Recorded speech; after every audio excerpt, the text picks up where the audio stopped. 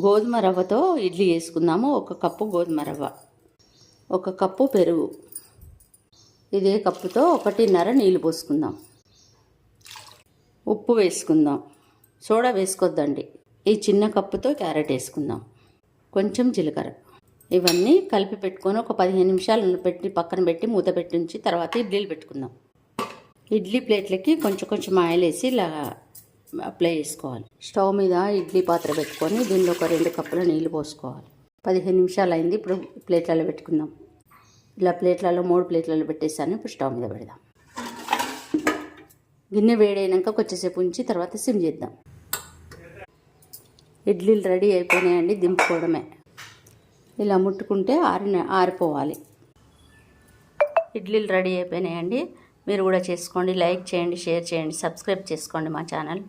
Soda మంచిది కాదు కాబట్టి వేసుకోకండి.